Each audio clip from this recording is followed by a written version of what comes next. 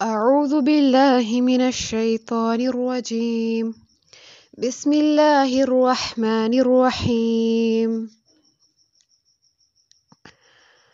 إياك نعبد وإياك نستعين اهدنا الصراط المستقيم صراط الذين أنعمت عليهم غير المغضوب عليهم ولا الضالين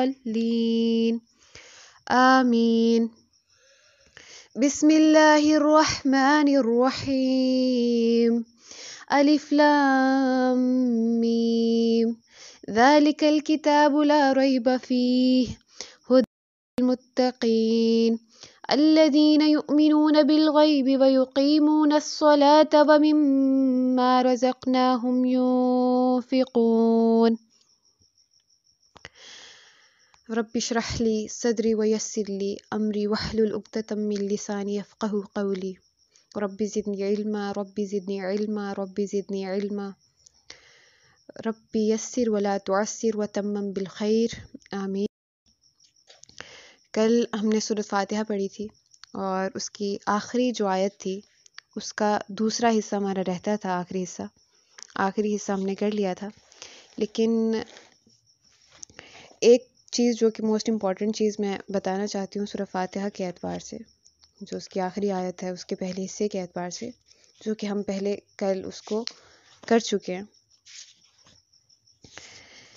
جس میں اللہ تعالیٰ فرماتے ہیں صراط الذین انعمت علیہم، یعنی کہ ہم اللہ سے دعا کر رہے ہیں نماز میں بھی، یہ جب سورہ پڑھتے ہیں تو اللہ سے دعا کرتے ہیں کہ اللہ ہمیں ان لوگوں کا راستہ دکھا جن پر تیرا انعام ہوا۔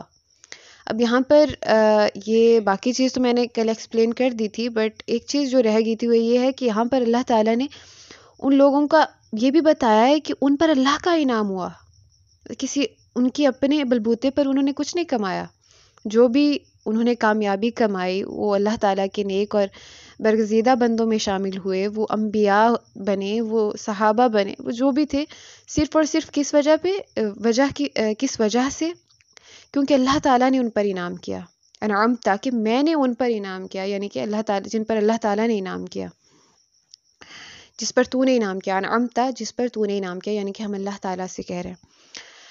تو اللہ سے ہم نے یہ بات کر لی۔ دوسری بات ہم نے کیا کہ غیر المغضوب علیہم ولا الضالین، تو یہ جو حصہ ہے اس کے بارے میں بتانا چاہتی ہوں کہ مغضوب حضور اکرم صلی اللہ علیہ وسلم نے فرمایا غیر المغضوبی، کہ نہ کہ مغضوب ان لوگوں کا راستہ جن پر اللہ کا غضب ہوا، یعنی کہ اللہ جن پر غصہ ہوا، ٹھیک ہے، اور نہ ہی ان کا راستہ جو گمراہ ہوئے۔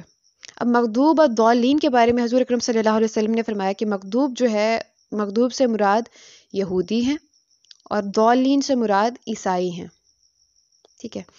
لیکن یہاں پر سوچنے والی بات ہے، کچھ لوگ اس بات میں کنفیوز ہو جاتے ہیں کہ مغضوب اور ضالین صرف اور یہودیوں اور عیسائیوں کے بارے میں ہی یہ آیت آئی ہے، ہمارے لیے ہم پہ فٹ ہی نہیں ہوتی۔ اگر ہمارے لیے نہیں ہے تو ہم پھر اللہ سے پناہ کیوں مانگ رہے ہیں اس چیز کی کہ اللہ ہمیں ان لوگوں کے راستے پہ نہ چلانا؟ اس کا مطلب یہی ہوا نا کہ ہم ان لوگوں کے راستے پہ جا سکتے ہیں، لیکن ہم اللہ سے دعا کریں یا اللہ ہمیں ان لوگوں کے راستے پر چلانا نہیں، ہمیں ان لوگوں کے راستوں کی طرف بھٹکنے نہ دینا۔ اب ان دونوں کی ریزنز کیا ہو سکتی ہیں کہ یہودیوں پہ غضب کیوں ہوا اور ضالین یعنی کہ عیسائیوں کو گمراہ کیوں کہا گیا؟ حضور اکرم صلی اللہ علیہ وسلم کی حدیث کے مطابق ہمیں وہ وجہ تلاش کرنی ہے کہ ہمیں ان لوگوں کا تو پتہ چل گیا جن پر اللہ تعالیٰ نے انعام کیا، وہ کون تھے، ٹھیک ہے، وہ نبی تھے، وہ صحابہ تھے، ٹھیک ہے، لیکن ہمیں ان لوگوں کا بھی نہیں پتہ چلا کہ جن پر اللہ تعالیٰ کا غضب ہوا یا جو ضالین تھے، کیا ریزنز تھی ان کے بارے میں۔ یعنی کہ اللہ اگر ہمیں قرآن پاک میں اللہ تعالیٰ بتائے، اگر ہمیں اللہ تعالیٰ قرآن پاک میں صرف اور صرف اچھی ایگزامپلز دیتے، صرف انبیاء کے بارے میں بتاتے، تو ہم اس چیز کو اس طرح سے سمجھ نہ پاتے۔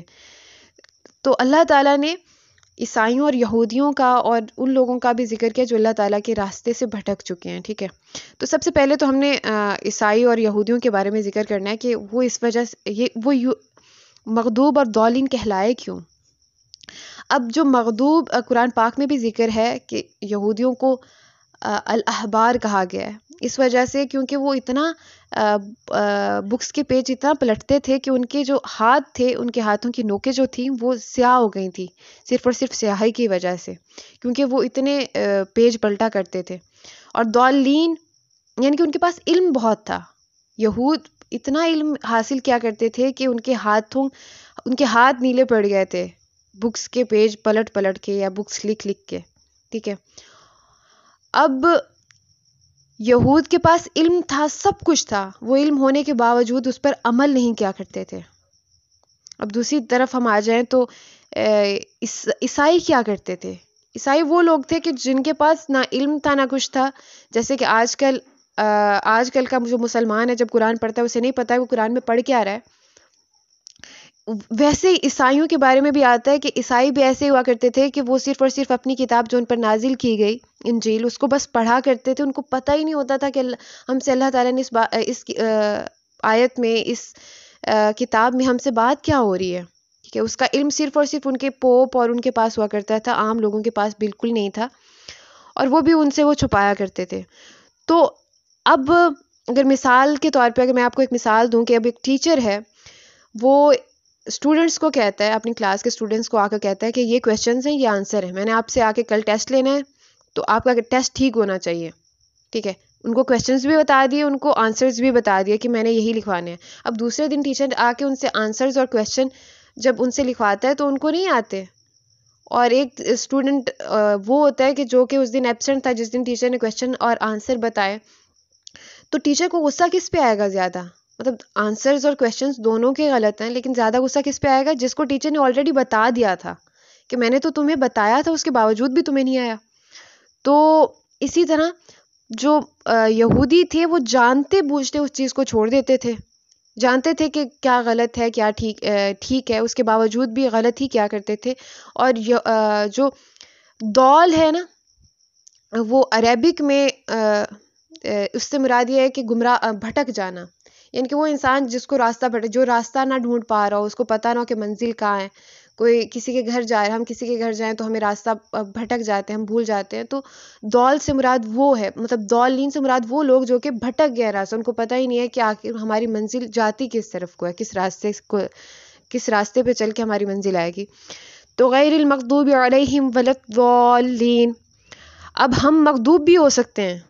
اب میں ایک سوال پوچھنا چاہتی ہوں کہ ہم میں سے کون سا انسان ہے جسے یہ نہیں پتا کہ والدین کے ساتھ احسان کرنا چاہیے، ان کے ساتھ بدتمیزی نہیں کرنی ہمیں، اور کس انسان کو نہیں پتا کہ میوزک سننا حرام ہے؟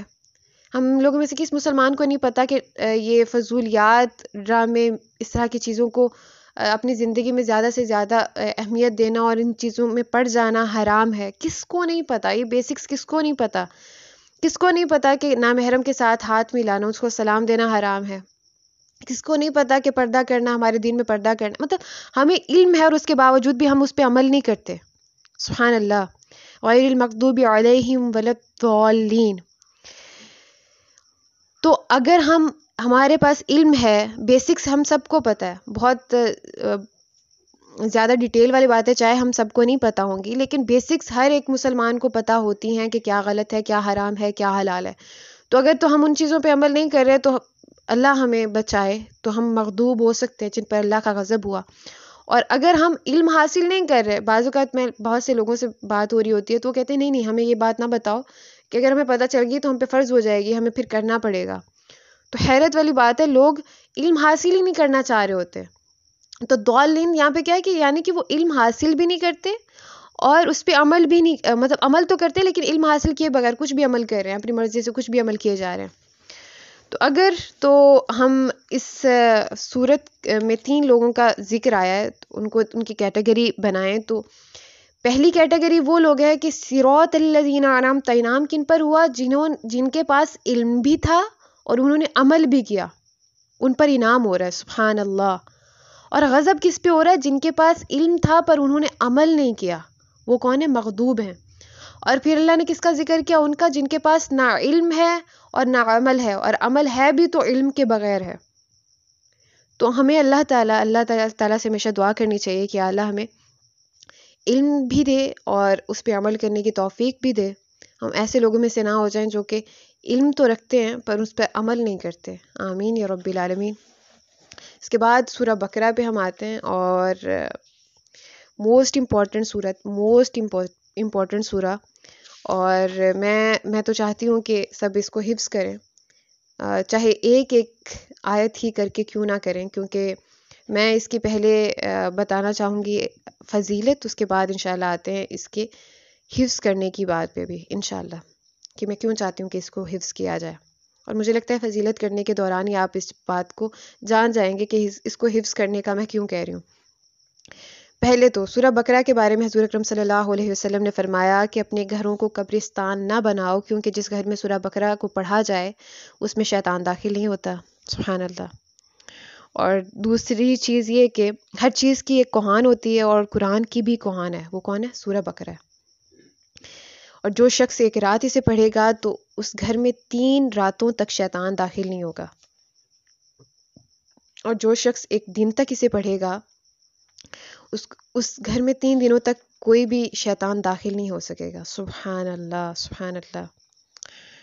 اور ایک امام حضرت عبداللہ بن مسعود جو ہیں، جن کو اللہ تعالیٰ کے رسول نے مفسرین میں سے سب سے بڑا مفسر قرار دیا تھا، وہ فرماتے ہیں کہ جس نے رات کو سورہ بقرہ کی 10 آیات پڑھی، اس رات اس گھر میں شیطان داخل نہیں ہوگا. اور اس 10 آیات سے مراد 4 ابتدائی آیات، آیت الکرسی، 2 اس کے بعد والی آیتیں، اور 3 اس سورت کی آخری آیات ہیں. ایک روایت یہ بھی ہے کہ اس دن اس کے اور اس کے اہل و عیال کے قریب نہ شیطان آئے گا، اور نہ ہی کوئی ایسی چیز آئے گی جو اسے پسند نہ ہو. سبحان اللہ. ہم میں سے کتنے لوگ ہیں کہ جو چاہتے ہیں کہ ہمارے اہل و عیال اور ہمارے پاس کوئی ایسی بری چیز نہ آئے جو کہ ہمیں پسند نہ ہو. تو اگر ہم ایسا چاہتے ہیں تو بس یہ 10 آیات پڑھ لیں، اور اس دن ایسی کوئی بھی بری چیز ہمارے پاس نہیں آئے گی انشاءاللہ. اور یہ آیات اگر کسی مجنون پر پڑھی جائیں، یعنی کہ کوئی پاگل ہے جس پر شیطان کا اثر ہو گیا ہے، تو اسے افاقہ ہو جائے گا. اور حضور اکرم صلی اللہ علیہ وسلم نے فرمایا کہ جادو کر قسم کے لوگ اس کو نہیں لے سکتے. سبحان اللہ، سبحان اللہ. اور اب جو میں حدیث بتانے جا رہی ہوں، سبحان اللہ، میری فیوریٹ حدیث میں سے ایک ہے کہ کتنی اہمیت ہے اس صورت کی، کہ رسول اللہ صلی اللہ علیہ وسلم نے ایک لشکر روانہ فرمایا، تو آپ نے اس لشکر میں شامل ہر فرد سے کہا کہ وہ سنائے کہ اسے قرآن مجید کس قدر یاد ہے. سبحان اللہ. اور آپ قرآن سنتے سنتے جب ایک نوجوان کے پاس آئے اور آپ نے اس سے دریافت فرمایا تجھے کتنا قرآن یاد ہے، تو انہوں نے فرمایا کہ مجھے فلاں فلاں صورتیں بھی آتی ہیں اور سورہ بقرہ بھی آتی ہے. تو اس وقت حضور اکرم صلی اللہ علیہ وسلم نے فرمایا حیرت کے ساتھ، کیا تجھے سورہ بقرہ بھی یاد ہے؟ تو انہوں نے عرض کی کہ جی. تو حضور اکرم صلی اللہ علیہ وسلم نے فرمایا تو جاؤ پھر تم اس لشکر کے امیر ہو. یہ لشکر کا امیر ہونا ایک بہت بڑا درجہ ہے. آپ پورا لشکر کسی کے حوالے کر رہے ہو صرف کس بنا پر کہ اس کو سورہ بقرہ یاد ہے، اس کو حفظ ہے. اور صرف ہماری طرح حفظ نہیں، جیسے آج کل ہمارے مسلمان حفظ تو کر لیتے ہیں لیکن انہیں پتہ ہی نہیں ہوتا کہ وہ پڑھ کیا رہے ہیں. صحابہ کے بارے میں آتا ہے کہ صحابہ کہا کرتے تھے کہ ہم جب تک ہم 10 آیات یاد کر کے ان کو اچھے سے سمجھ کے ان پر عمل نہ کر لیتے، ہم آگے ہی نہیں بڑھا کرتے تھے. ان کے پہلے 10 آیات یاد کر کے ان پر عمل کرنا، اس کی تفسیر سمجھنا، اس کی پوری ڈیپتھ میں جانا، جب تک کہ وہ مکمل نہ ہو جاتا ہم آگے جاتے ہی نہیں تھے. اور حضرت عمر رضی اللہ تعالیٰ عنہ کے بارے میں تو آتا ہے کہ انہوں نے سورہ بقرہ 7 سالوں میں یاد کی تھی. تو خود سوچیں کہ ہم کتنے سال بھی لگائیں پر سورہ بقرہ یاد کر لیں تو کتنی بڑی نعمت ہے. اور جسٹ امیجن کہ اگر ہم اسی دوران میں اللہ تعالیٰ کے پاس چلے جاتے ہیں تو ہماری سورہ بقرہ حفظ ہوئی لکھی جائے گی کہ ہم نے حفظ کر لی. سبحان اللہ. اور سورہ بقرہ جو ہے اس کے بارے میں حضور اکرم صلی اللہ علیہ وسلم نے فرمایا کہ اس کو سیکھو، اس کو لینا برکت ہے اور اسے ترک کرنا حسرت ہے. اور جادوگر قسم کے لوگ اس کی استطاعت نہیں رکھتے. پھر آپ کچھ دیر خاموش رہے، یعنی کہ حضور اکرم صلی اللہ علیہ وسلم خاموش رہے، اور اس کے بعد انہوں نے فرمایا سورہ بقرہ اور سورہ آل عمران کو سیکھو. یہ دونوں نورانی صورتیں ہیں. یہ دونوں اپنے پڑھنے والے پر قیامت کے دن صائبان کہتے ہیں بادل کو، بادل یا پھیلائے ہوئے پرندوں کے جھنڈ کی طرح ہوں گے. سایہ فگن ہوں گی، ان کے اوپر سایہ کیے ہوئے ہوں گی، اور قرآن پڑھنے والا جب قبر سے اٹھے گا تو قرآن اسے ایک اجنبی شخص کی صورت میں ملے گا اور کہے گا کہ آپ مجھے پہچانتے ہیں؟ وہ کہے گا نہیں، میں آپ کو نہیں پہچانتا۔ تو قرآن کہے گا میں تیرا ساتھی وہ قرآن ہوں جس نے دن کو تجھے بھوکا رکھا، سبحان اللہ، اور رات کو بیدار رکھا۔ اب خود سوچیں کہ ہمیں کون سی چیز دن کو بھوکا اور رات کو بیدار رکھتی ہے؟ ہمارا موبائل۔ ہم کتنا وقت اس پہ لگا سکتے ہیں؟ تو اگر ہم سوچیں نا، صحابہ جو تھے ان کی راتیں، ان کے دن جو قرآن پاک کی محبت اور اس کو یاد کرنے میں، اس کو سمجھنے میں گزرتے تھے، تو کیا تھا، مطلب کیا محبت تھی ان کی قرآن کے ساتھ، جو آج ہماری موبائل کے ساتھ اٹیچمنٹ ہے، ان کی قرآن کے ساتھ تھی۔ حضرت عمر کے بارے میں آتا ہے کہ وہ جب گھر میں داخل ہوتے تھے، سب سے پہلے کام وہ کیا کرتے تھے؟ قرآن پڑھتے تھے، سبحان اللہ۔ اور ہم کچھ بھی کرتے ہیں، اٹھتے ہیں، گھر میں داخل ہوتے ہیں، کچھ بھی کرتے ہیں، تو ہم سب سے پہلے کیا چیک کرتے ہیں؟ موبائل چیک کرتے ہیں۔ تو ہمیں وہ محبت، وہ الفت قرآن پاک کے ساتھ بنا لینی چاہیے، اس کو سمجھنے میں کہ یہ اللہ تعالیٰ کا کلام ہے، اس کو ہم نے سمجھنا ہے، اس کے ساتھ ہم نے اپنے آپ کو منسلک کر لینا ہے کہ ہم قرآن کے بندے ہیں، ہم اللہ کے بندے ہیں۔ اللہ اکبر۔ جو قرآن سیکھتا ہے اس کو اللہ تعالیٰ نے اپنی فیملی کے طور پہ کہا ہے کہ وہ میرے بندے ہیں، وہ میری فیملی جو قرآن پاک سیکھ رہے ہیں، سبحان اللہ۔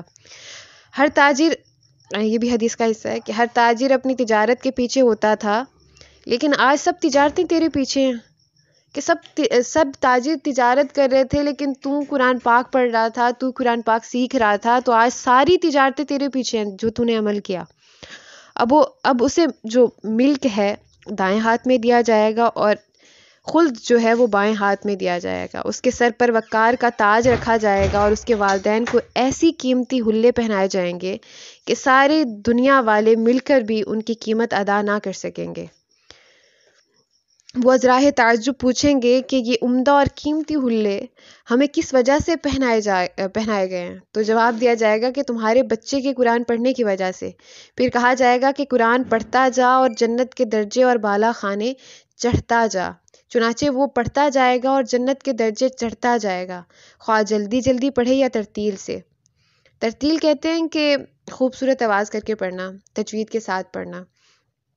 تو حضور اکرم صلی اللہ علیہ وسلم نے فرمایا کہ وہ ہم میں سے نہیں جس نے خوبصورت آواز میں قرآن پاک نہ پڑھا، ترتیل کے ساتھ، خوبصورت آواز کے ساتھ۔ تو اللہ ہمیں محفوظ رکھے اس چیز سے کہ ہم کوشش تک نہیں کرتے کہ ہم اچھے سے تجوید سیکھیں اور قرآن پاک میں اپنی آواز کو خوبصورت بنائیں۔ اور حدیث ہے کہ اللہ تعالیٰ کسی چیز کو اتنے غور سے نہیں سنتا جس قدر وہ حضور اکرم صلی اللہ علیہ وسلم یا اپنے نبیوں کو قرآن پڑھتے ہوئے، خوبصورت آواز میں قرآن پڑھتے ہوئے سنتا ہے۔ تو وہ چیز ہم پہ بھی لاگو ہو سکتی ہے اگر ہم خوبصورت آواز میں قرآن پاک کو پڑھنا شروع کرتے ہیں۔ تو اللہ ہم پہ رحم کرے اور ہمیں قرآن سورہ بقرہ یاد کرنے کی توفیق دے، آمین۔ تو اس کی سب سے پہلی آیت پہ آتے ہیں، بسم اللہ الرحمن الرحیم، الف لام میم۔ یہ حروف مقطعات میں سے ہیں۔ تو پہلے تو ہم اللہ سے کیا ہدایت مانگ رہے ہیں؟ اب ہدایت کس چیز میں ہے؟ یہ پوری کتاب آگے جب ہم جتنی بھی صورتیں سورت ناس تک پڑھیں گے، وہ ساری کی ساری ہدایت ہیں، سبحان اللہ۔ اس ساری کی ساری صورتوں میں بتایا جائے گا کہ وہ کون سے لوگ تھے جن پر انعام ہوا، انعمت علیہم، وہ کون سے لوگ تھے جو مغضوب ہوئے، وہ کون سے لوگ تھے جو ضالین کہلائے، سبحان اللہ۔ تو سب سے پہلے تو اللہ تعالیٰ ہمیں اگر میں سوری ٹو سے اگر یہ الفاظ استعمال کروں تو مجھے نہیں لگتا کہ یہ برے الفاظ ہوں گے ہمارے لیے، کہ ہمیں ہماری اوقات یاد دلائی جا رہی ہے کہ ہمیں کچھ نہیں پتہ، ہمیں صرف اتنا پتہ ہے کہ جتنا کہ ہمارے رب نے ہمیں بتا دیا، اس سے زیادہ یا اس کے برابر، ویسے اس کے برابر بھی ہمیں نہیں پتا، جتنا اللہ نے بتایا اتنا بھی ہم اس کی ڈیٹیل میں نہیں جاتے۔ تو الف لام میم یہ وہ الفاظ ہیں جن کا مطلب کسی کو نہیں پتا، اللہ سبحانہ و تعالیٰ اور اللہ کے نبی کے سوا کوئی نہیں جانتا، سبحان اللہ۔ تو اللہ تعالیٰ قرآن ایسے الفاظ سے شروع کر رہا ہے کہ جن کا ہمیں مطلب ہی نہیں پتا، ہم کیوریس ہوں گے کہ اس کا مطلب کیا ہے۔ تو اللہ تعالیٰ ہمیں ایک بیہیویئر سکھا رہا ہے قرآن پاک، جب ہم پڑھنے لگے ہیں، اس کی تفسیر کرنے لگے ہیں، تو ایک بیہیویئر ہے کہ ہم نے اپنی سوچ کو اپنے کنٹرول میں رکھنا ہے۔ یہ نہیں سمجھنا کہ ہم بہت علم والے ہو گئے، ہمیں سب کچھ پتہ ہے۔ ہمیں یہ دماغ میں رکھنا ہے کہ ہمیں کچھ نہیں پتہ، ہمیں صرف اتنا پتہ ہے جتنا کہ اللہ تعالیٰ نے ہمیں علم دیا ہے. ہمیں تو یہ بھی نہیں پتہ الف لام میم کا مطلب کیا ہے. تو سب سے پہلے تو یہ، اور دوسرا یہ بھی میں آپ سے کہنا چاہوں گی کہ الف لام میم اور حروف مقطعات جیسے یاسین، اس طرح کے اور بھی ہیں، طٰہٰ، تو جتنے بھی الفاظ اور اس کے بعد جو بھی صورتیں ان الفاظ سے شروع ہو رہی ہیں، تو میں جاننا چاہتی ہوں کہ اس کے بعد اللہ کس سبجیکٹ کو یوز کرتا ہے، سبجیکٹ کیا ہوتا ہے اللہ تعالیٰ کا ان الفاظ کے بعد نا. تو یہ آپ لوگوں کا کام ہے جو کہ آپ نے کر کے آنا ہے انشاءاللہ کل، اور آپ نے مجھے بتانا ہے کہ کون کون سی صورتیں ہیں جن کے شروع میں الف لام میم اور اس کے بعد سبجیکٹ کیا ہوتا ہے، اللہ تعالیٰ بات کیا کر رہے ہوتے ہیں. ٹھیک، تو اس کے بعد ہم آتے ذَلِكَ الْكِتَابُ لَا رَيْبَ فِيهِ هُدًى لِّلْمُتَّقِينَ. ذَلِكَ کہتے ہیں وہ کو، پر موسٹلی ٹرانسلیشن کی جاتی ہے یہ کتاب، لیکن اللہ تعالیٰ کہہ رہے ہیں کہ وہ کتاب. اور کتاب کہتے ہیں، کتاب کتبہ سے ہے، کتبہ کا مطلب ہوتا ہے، لیکن قرآن پاک تو اس وقت کتاب کی شکل میں موجود ہی نہیں تھا جبکہ یہ آیات نازل ہو رہی تھی. تو ذالک الکتاب کی جگہ ھذا الکتاب ہونا چاہیے تھا نا، اگر وہ کتاب اس وقت وہاں پر موجود ہوتی تو.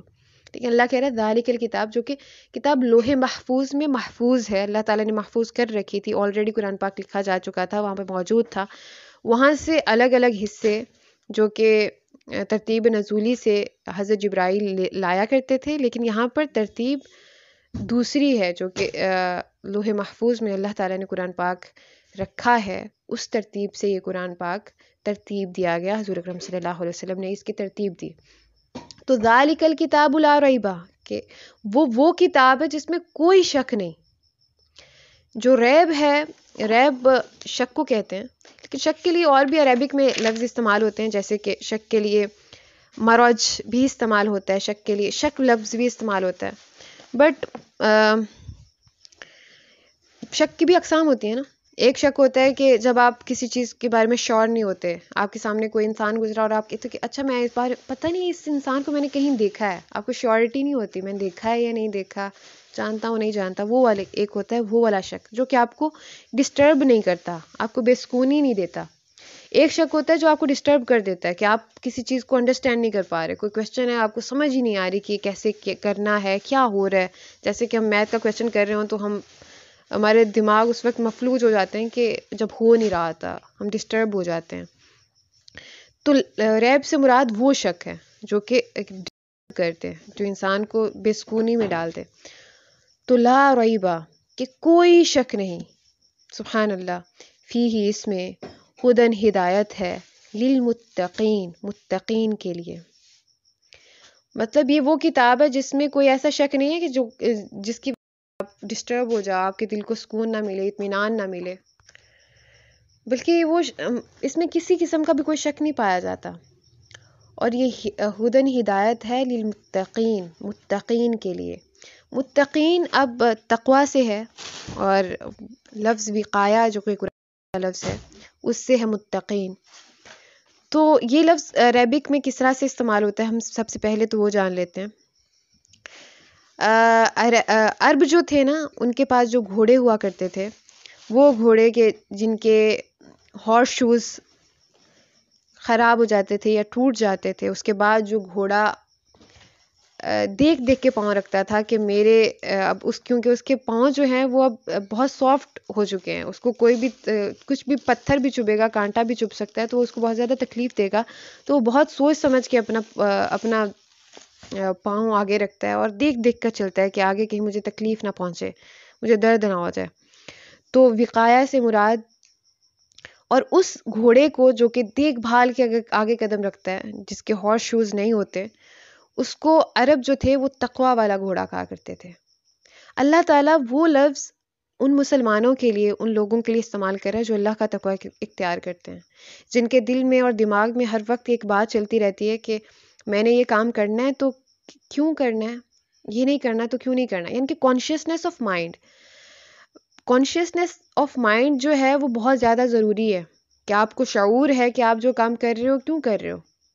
ہم میں سے موسٹلی پیپل ایسے ہوتے ہیں کہ جن کو پتہ ہی نہیں ہوتا کہ وہ بس کچھ بھی کر ہی جا رہے ہیں. سوچے سمجھے بغیر، انہوں نے نہیں سوچنا کہ میں کیا بول رہا ہوں، اور کانشیسنیس نہیں ہے. مطلب آپ کو اللہ کا ڈر ختم ہو گیا ہے. آپ جو بول رہے ہو آپ کو سمجھ ہی نہیں ہے کہ اللہ تعالیٰ اس بات پہ ناراض بھی ہو سکتے ہیں. آپ جو کر رہے ہو آپ کو پتہ ہی نہیں ہے کہ اللہ تعالیٰ اس بات سے ناراض بھی ہو سکتے ہیں.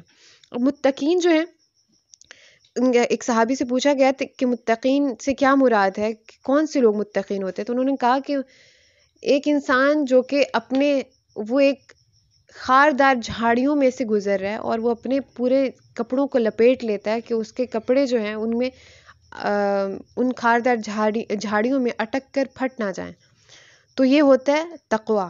اب یہ تقویٰ اگر ہم عام الفاظ میں اگر ہم اپنی زندگی میں دیکھیں کہ کس طرح سے ہم کر سکتے ہیں، ایک کالج جانے والی لڑکی کس طرح سے تقویٰ والی ہو سکتی ہے. وہاں پر اگر میلز ہیں تو ان کے سامنے تقویٰ اختیار کرنا، اپنی آنکھیں جھکا کے رکھنا، اپنے کام سے کام رکھنا، اپنے مطلب سے مطلب رکھنا، جانا اور حیا کے ساتھ واپس آنا. مطلب آپ کانشیس ہو کہ میں نے یہاں پر کیا کرنا ہے کیا نہیں کرنا.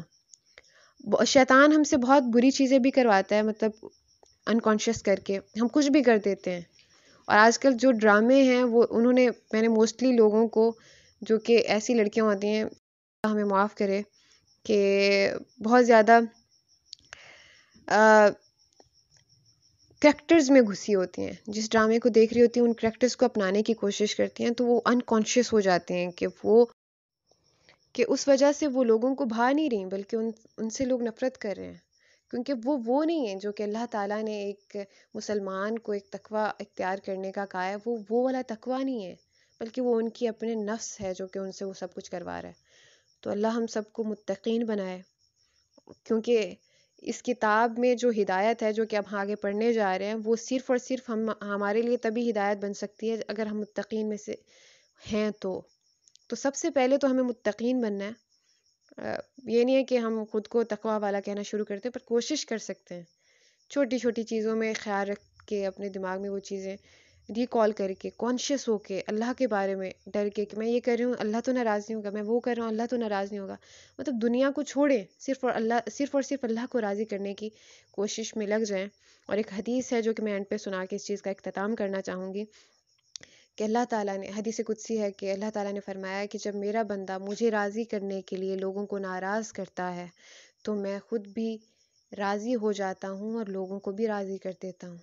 اور جب میرا بندہ مجھے ناراض کرتا ہے اور تاکہ وہ لوگوں کو راضی کر سکے، تو میں خود بھی ناراض ہو جاتا ہوں اور لوگوں کو بھی ناراض کر دیتا ہوں. کیونکہ at the end of the day ساری طاقت، ساری قوت تو اللہ کے پاس ہے. لا حول ولا قوت الا باللہ. تو اللہ ہمیں نیک اور متقین لوگوں میں سے بنائے. اللہ ہمیں ان لوگوں میں سے بنائے جو کہ جن پر اللہ تعالیٰ کا انعام ہوا، اور اللہ تعالیٰ ہمیں مغضوب اور ضالین میں شامل ہونے سے محفوظ رکھے. اللہ ہمیں ہدایت دے. آمین یا رب العالمین. الحمدللہ رب العالمین. اللہ ہم پہ رحم کرے. والسلام علیکم ورحمۃ اللہ وبرکاتہ.